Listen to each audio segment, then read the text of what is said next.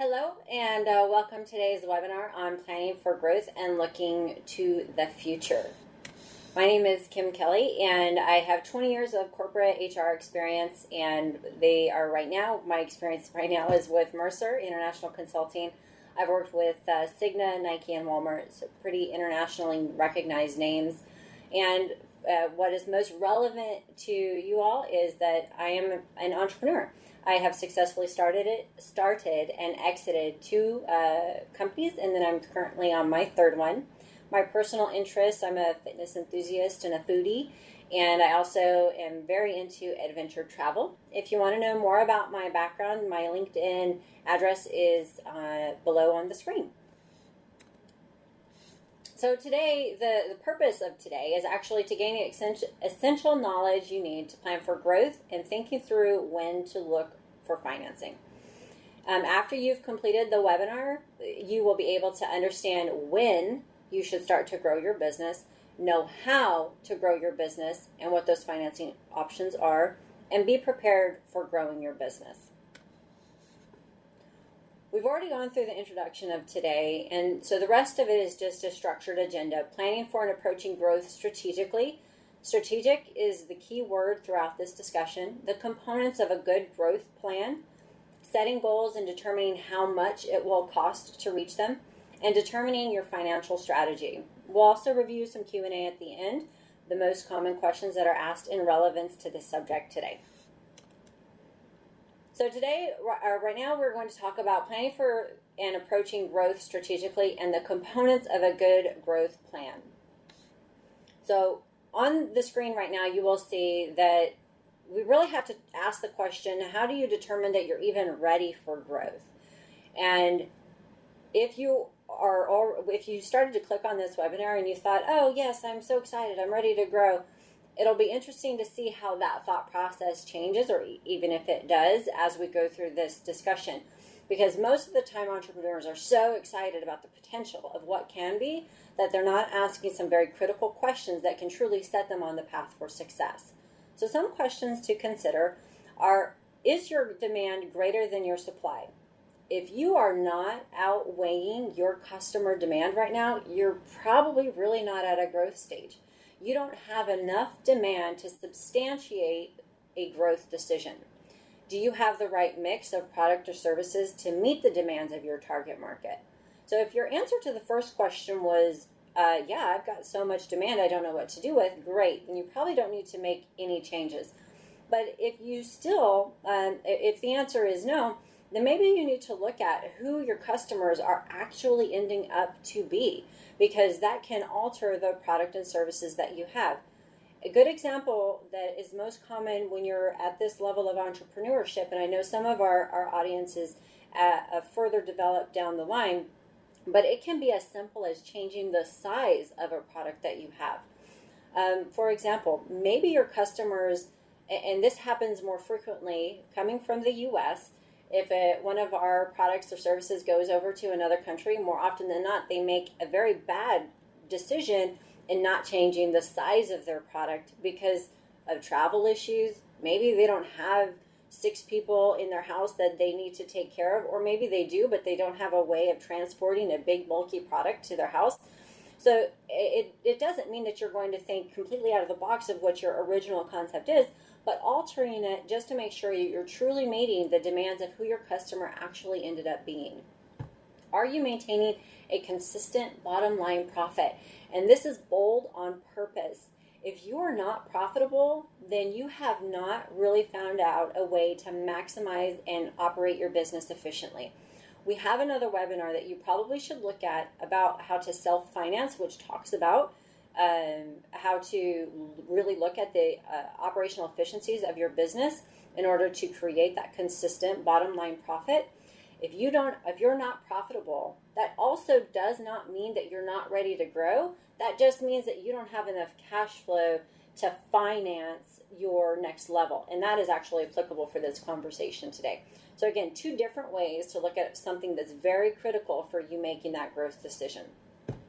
The next question to ask yourself is, have you had steady growth over years or months? And months are in parentheses because you could have an extremely hot product that just is going to have maybe a short lifespan. And it may not be a 20-year business or product, but you need to make sure that you have enough cash flow to keep up with that high demand of a product. And the next question is, have you evaluated the customer trends for your industry? And what that means is really, if you're in a tech business, you know that sometimes it is relevant one day and then tomorrow no one cares about it. And maybe you're making donuts and then you find out that everyone in your community is allergic to white flour. You have to adapt yourself to your customers, because once you've gained your customers, you want to make sure that you keep them intrigued. Those are the hardest elements of business, period, is gaining customers. So keep up with the demand of your industry to continue to be relevant to your customers. And if you find out that you're not, it's not a time to grow. And the next question to ask yourself is your business selling something that can be purchased in tight economic situations? If you have created a in-demand commodity, meaning that I will wake up tomorrow miserable if I don't have it, even if I lose half of my income, then you're probably in a safe place. But if you know that in your community or in your country or your state that you are in economic hardships and you're creating an item of luxury, it probably is not the right time to grow. Doesn't mean that never is the right time to grow, but you have to match, again, the anticipated demand. You may think your product is great, and yes, it is selling, and yes, you are creating a very profitable bottom line, but because you know the economic situation is really distressed, it's just not the right time to do so. In the last question of this presentation, you could come up with maybe 20 more questions to ask yourself, but the point is preparedness. Are you really prepared to grow? So the last question for this webinar is, do you have the people power, the skills, and the quantity to support your growth? That is probably one of my hardest challenges, and I find it ironic that my corporate life has been so focused on human resources, because that really is the linchpin of growing businesses. You have to really finesse a way of looking for the right candidate that will execute the type of task that you need, and that in itself is a little bit of a hardship.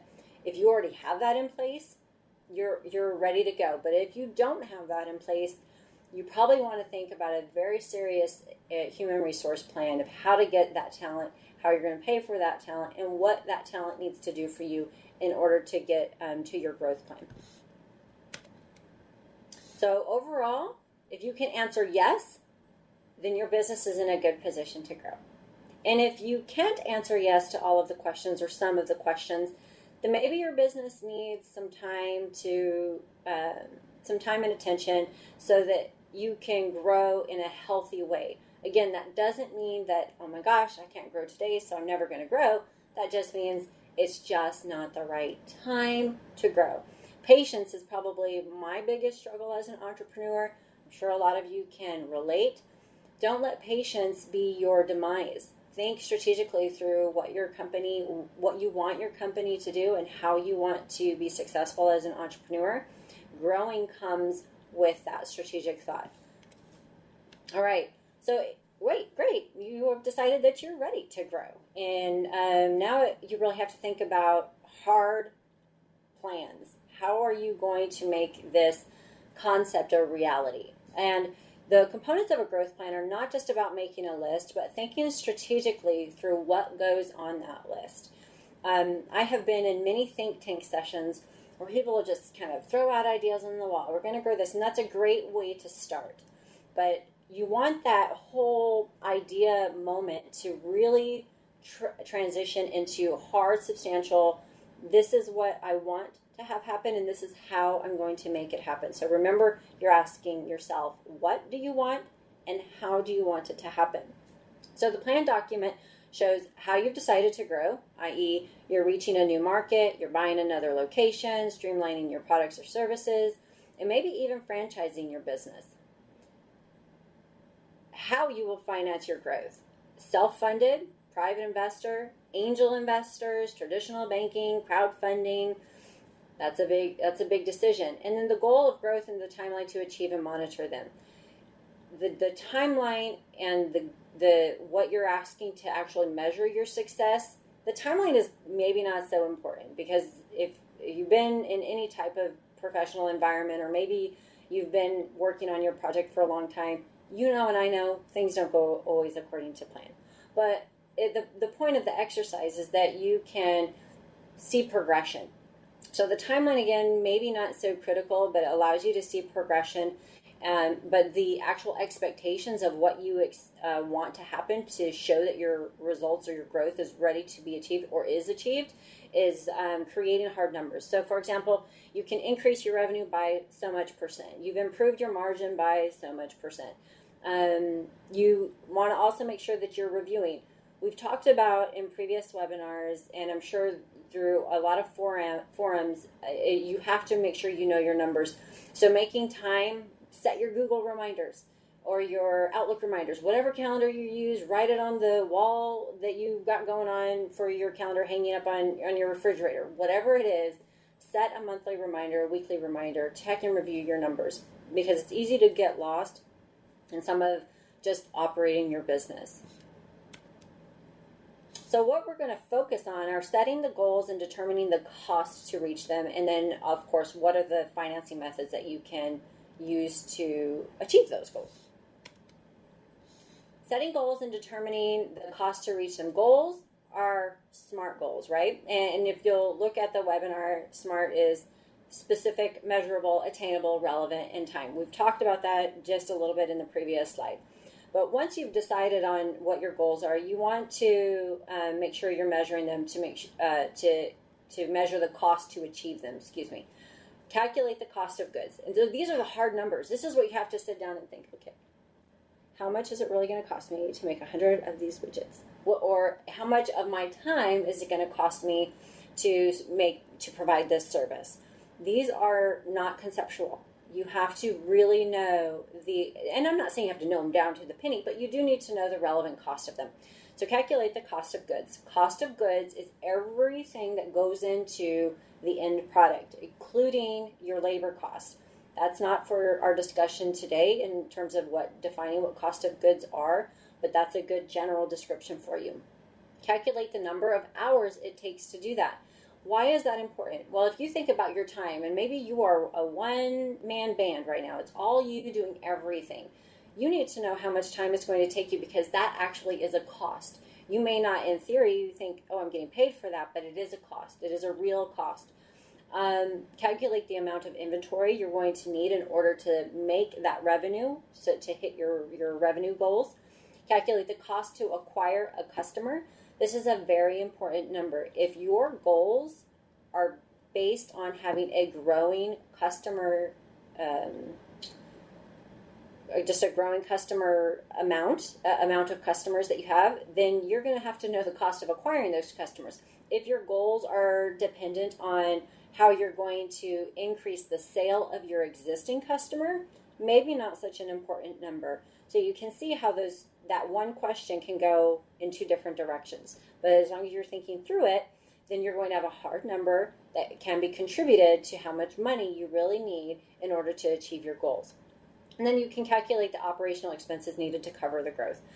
Operational expenses, again, we're not going to cover in detail as part of this webinar, but operational expenses are everything that goes into to making the product, your electricity, your water, whatever it is that goes into that existence to create the end good or service.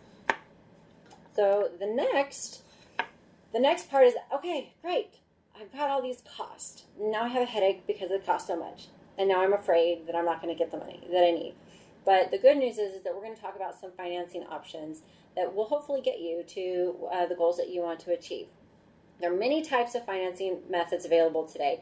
And if you have internet and the web, which you obviously do because you're watching a webinar, you can probably just Google or Yahoo or Bing or whatever, popular internet search engine you have, financing my entrepreneurial business. And you're going to come up with lots of different platforms that'll allow you to do that.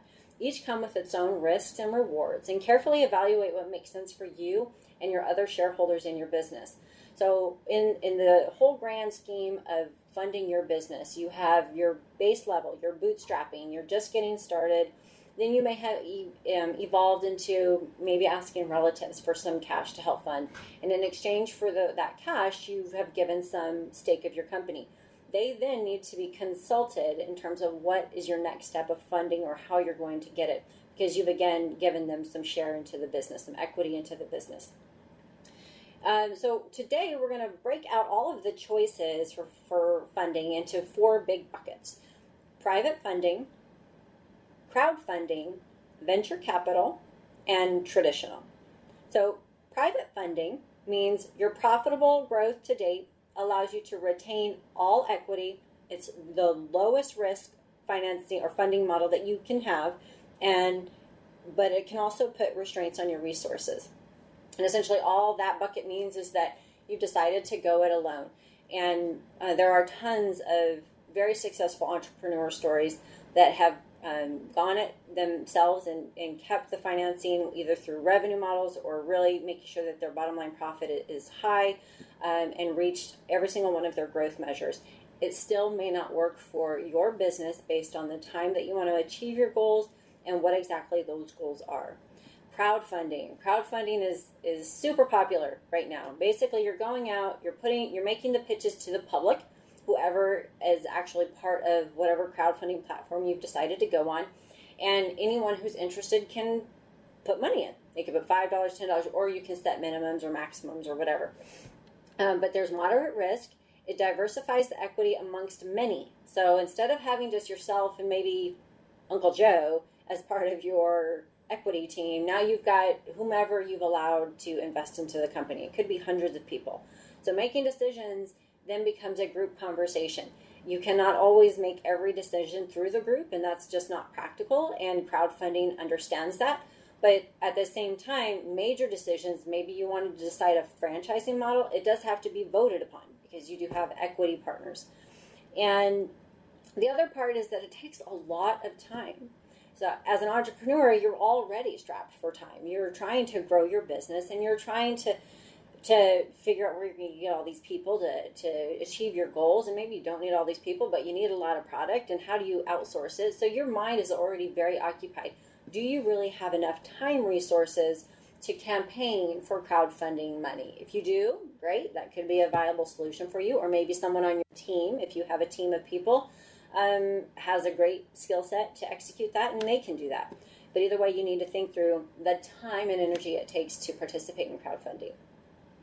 The third bucket is venture capital, which I think from if you're doing a tech company, that's probably the most common way of looking for money, but don't think of it just for tech companies. Venture capital firms invest in many varieties of services and goods. So the deal here is that it is high risk. This is an area in which you have to be ready to perform and execute on everything that you're promising to perform and execute on, and you are going to give up a substantial amount of your company because they are going to give you a substantial amount of money in return if that's what you need. So we're looking at venture capital.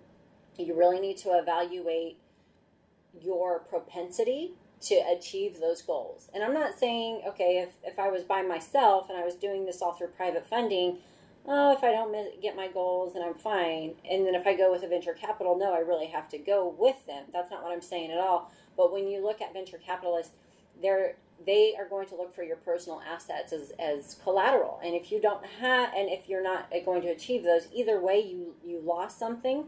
But with venture capital, there is that higher risk. Definitely educate yourself on that before you go down that road. And then, of course, the traditional way. You go to a bank or a financial institution and you ask for a loan to cover the expenses. Again, that kind of can be put under private funding if you really were going to define that bucket, but sometimes it can be in the business name. So the business then becomes at risk and not necessarily the personal individual. Just something to think about.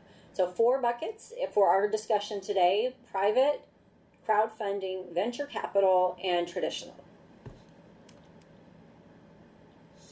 So how do you determine which of those buckets are most relevant to your business and would help you get set up for establishing your growth goals. If you are a startup enterprise, typically you're at that private self-funding or crowdfunding level. If you are small or medium enterprise, and I'll define what these are in just a second, crowdfunding and venture capital could be your best bet, or even bank or credit, traditional. And if you're a large enterprise, that's a whole different level of conversation, but just so you can see the elevation of where your business can be at, you go into investing and diversification. And startup enterprise are kind of what you think of, you've just started, it's your first 2 years of operating.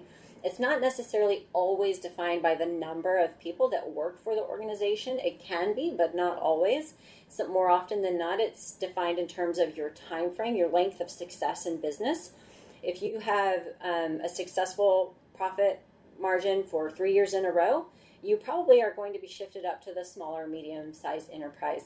And if you have not, then you're still at that startup enterprise level. So think of where you're at in terms of your financial success, not necessarily the number of people that you work for. We are finally at the Q&A session. And these are the top 4 questions that we get asked as it relates to choosing the best financial method for your growth expectations. How do I know if I should be trying to grow my business? Well, I think we've established that. You need to make sure that you can answer all of the questions that come up about whether or not your business is healthy today. If your business is not a healthy business today, you're not ready to grow. And it's okay that, again, now may not be the time, but next year it could be. What should I do when I set myself some goals, but I do not have enough financing to reach them? And then the second part of that question is, what is the best way to evaluate financing options for one's business? We've reviewed some of these throughout the webinar, so don't hesitate to go back, pause, and take some notes. But what you need to do when you're setting goals and you know you don't have enough financing to reach them, I have to tell you, that's going to happen. That's just the way that business works. You are going to have more expenses than you have revenue at a particular time. There are very few exceptions to that rule. So what becomes your next question, or your next answer to that question, is how do you evaluate the financing methods that are best for you? Have open conversations. If you're going into a crowdfunding situation, you want to make sure that you're asking questions that protect you from risk and exposure that you're unwilling to give up. If you're in a venture capital meeting, it's the same thing, and you want to make sure that you're not overly eager to achieve your growth plans, because that can sometimes set you up for failure. Make sure you have your critical thinking cap on the entire time that you're looking through funding, and remove any of your passion or zest necessarily for being an entrepreneur, because that can cloud your judgment. Ask really specific questions. That's the best way for you to find out what funding method is best for you.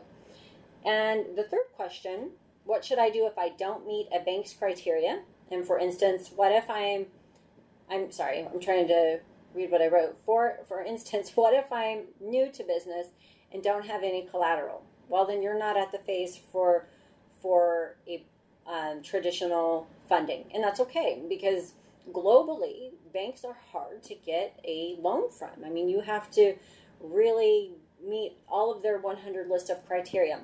So when we go through that whole chart or graph of looking for funding, and I know that graph is not part of this presentation, but it is part of understanding self-financing, you need to realize that maybe you are needing to ask one step down from growing your business from a traditional funding method. Or traditional funding method doesn't work for you, go up and look at some group funding. Group funding has been found to be very successful in those instances. Again, you have many parties as part of the conversation, but you either get the money or you don't. So again, that's just another criteria that you'll have to weigh and consider when you're deciding which method is best for you. The last question, in your opinion, or in my opinion, what are the major criteria to measure future growth? Demand and your bottom line profit.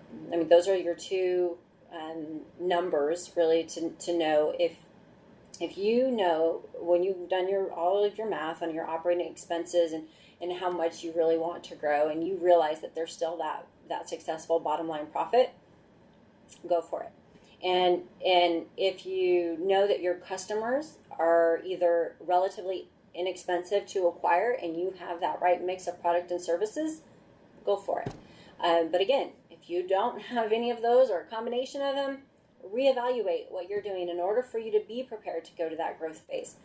I think the statistic is that 1 in 3 entrepreneurs fail the first year, and it isn't because of funding. It is for a lack of strategic thinking and focus. So remember that when you take that time to pause and think through what's applicable to your business, that's your most successful attribute and way to get around that whole funding conundrum. So in summary today, we talked about how to prepare for growth in your business and the financing methods to accomplish that growth. You should be able to walk away a better strategic thinker about why or if your business is ready to grow. Carefully consider your financing methods available to you. Remember, we only bucketed them today in 4 major segments. Within each one of those has their own unique solutions that could fit and make sense for your business. Allow for measuring time and evaluate your progress. Excuse me. You measuring and knowing your numbers, I've said probably 20 times in this discussion today. Make sure that you dedicate yourself to knowing that as part of your business and evaluate the progress against those goals. Just because you haven't achieved them in the time frame that you set for yourself doesn't mean that it's a failure. Just means you need to give yourself more time and to continue to be a strategic thinker. I think that's it for our presentation today. Thank you so much for joining, and I look forward to the discussions on the forum.